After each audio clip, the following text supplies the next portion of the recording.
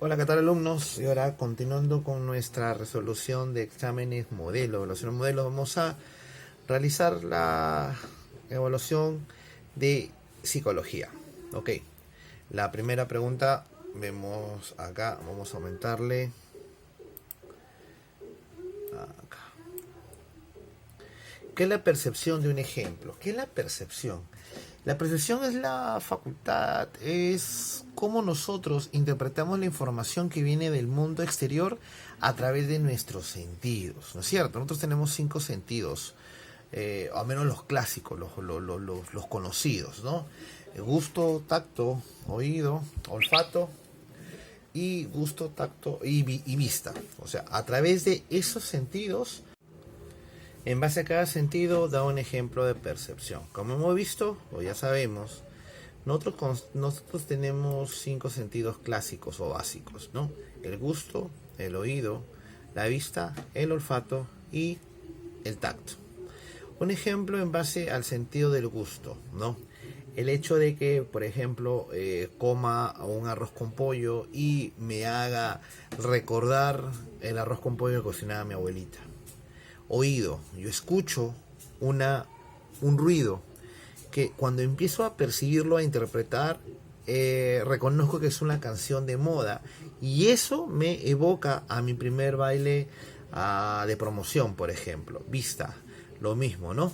Veo una imagen, una foto, por ejemplo, en la playa y recuerdo, interpreto esa imagen, mis días de playa cuando estaba, o mis primeras vacaciones con mis abuelitos, con mi familia. El olfato, lo mismo, ¿no? Interpreto el olor, como vimos en el ejemplo de la pregunta 1, interpreto el perfume, el olor de un perfume, y ese perfume me trae recuerdos a mi abuela. Y el tacto, puedo interpretar, por ejemplo, que ese hielo está quema, está helado, o la bebida está helada, y lo interpreto. Ese sería un ejemplo, ¿no?, de cada sentido, en referencia a la pregunta número 2. Pregunta número 3. ¿Qué tipo de percepción óptica representa la siguiente imagen y explique el por qué? ¿No? Eso vimos en principios de la percepción, ¿no? ¿Cuántos principios son? ¿Se acuerdan? El principio de la ilusión óptica, ¿no?, donde percibimos una imagen o interpretamos una imagen que en realidad no existe, por eso podemos ver más imágenes. También está el principio de proximidad, donde elementos de una imagen, como están cerca, se perciben como un todo, un grupo. Lo mismo de semejanza, como son parecidos o iguales, se pueden percibir como un todo o un grupo. El prajna o experiencia, interpretar imágenes ambiguas como simples o complejas. Generalmente nuestro cerebro, al ver una imagen compleja, lo trata de interpretar de la forma más simple. La figura y fondo, donde no se distingue cuál es la figura, cuál es el fondo, por eso se ven más de 2 imágenes. Y también está el de cierre, donde nuestro cerebro automáticamente cierra o completa alguna imagen que tiene un contorno definido.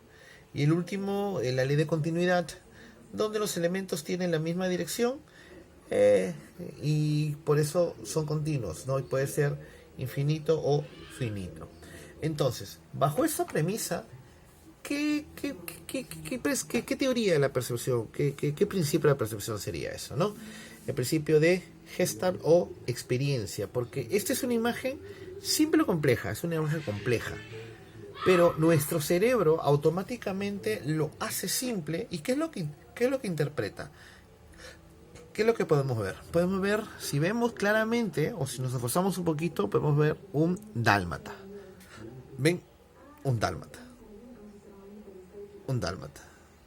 Nuestro cerebro lo hace simple. Lo interpreta simple. También podemos ver, si fuéramos un poco más, las caritas de Star Wars, ¿no? Acá hay una. Y así, o sea, lo hacemos más simple. ¿Ok? Ese sería el principio. Ya sabemos que Ahora vamos a resolver la pregunta número 4. Acá la acercamos un poco.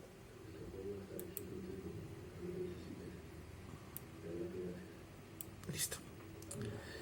En la percepción extrasensorial, la capacidad que tiene una persona de predecir hechos que tendrán lugar en el futuro se llama telepatía, precognición, clarividencia o psicocinesis. Vamos a recordar. Hay 3 tipos de percepción: la biológica, ¿no? La que nace con uno; la aprendida, la que aprenden conforme desarrollamos nuestra vida; y la extrasensorial, la que es la de donde no participan, digamos, sentidos concretos, ¿no? Los clásicos no participan.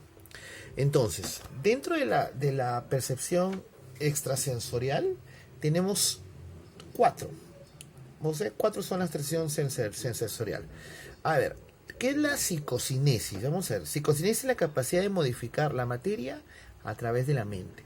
Es cuando nosotros podemos desplazar cosas, o como vemos en las películas, cuando una persona mira una cuchara y esta se dobla por el poder de la mente, ¿no? Solo mirándola. Clarividencia. La clarividencia es la capacidad de ver cosas que no se encuentran en el espacio. Es lo que, por ejemplo, cuando encontramos personas que no está, o se ha perdido la billetera, o tú te concentras y no, la billetera está debajo de la cama en una esquina. Es clarividencia.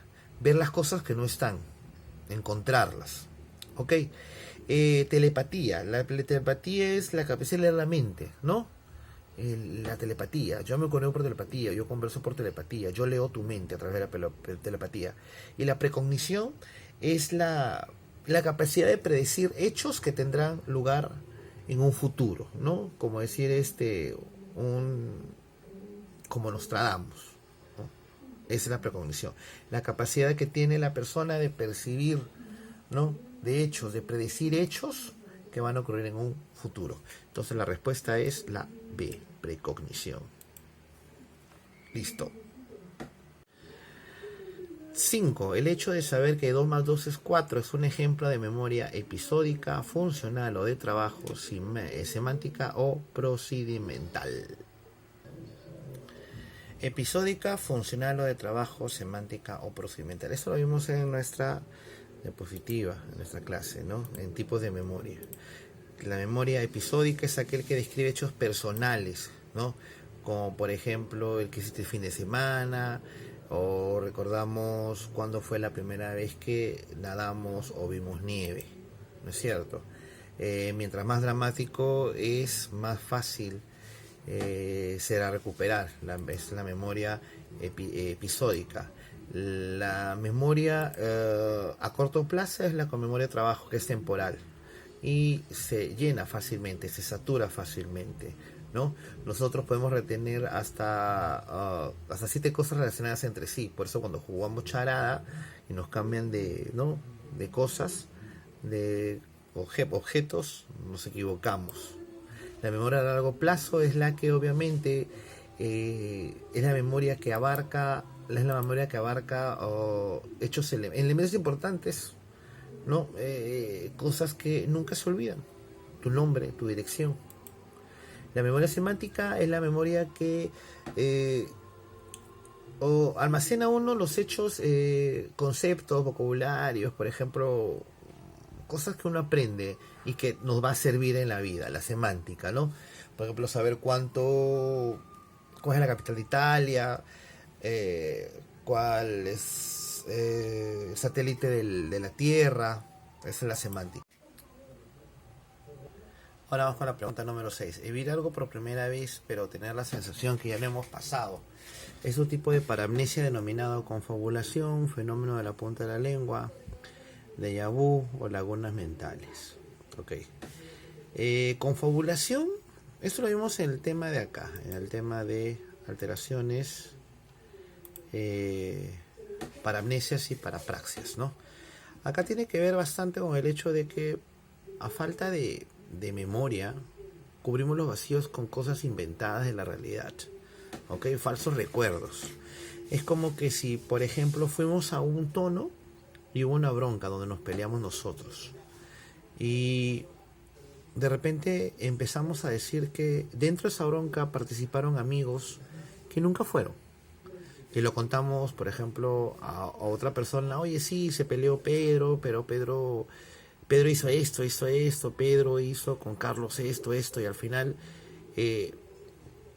o alguien se da cuenta de que, o de repente nosotros nos damos cuenta que ni Pedro ni Carlos fueron, pero sin embargo completamos, como nos tenemos ese vacío, lo completamos con recuerdos, con hechos de la realidad.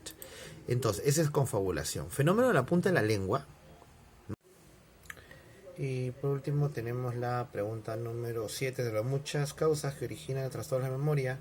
¿Cómo se da la interferencia en el transcurso de la memoria? Un ejemplo. Okay, interferencia en el transcurso de la memoria es de que, por ejemplo, no terminamos de aprender algo y empezamos a tratar de aprender otra cosa. Por ejemplo, sabemos el número telefónico, nuestro número telefónico, o el número telefónico de tu mamá. ¿Ok? Sabes, te has aprendido tu número telefónico, tu número celular, y empiezas a aprenderte el número de tu mamá, a repetirlo y usarlo. Pero no has terminado de aprenderlo y te das con la sorpresa de que ya no es ese número, sino es otro número. Y nuevamente, al final llega un momento dado en que confundes los números, confundes el número, el anterior con el nuevo. Confundes. Eso se llama interferencia en el transcurso de la memoria. No terminamos de aprender algo para empezar a aprender otra cosa. A eso se refiere. Bueno, alumnos, eso es todo. Y ya saben, esto lo pueden desarrollar como práctica calificada y enviarlo al correo. Un gustazo, chicos, y estamos en contacto. Suerte, cuídense.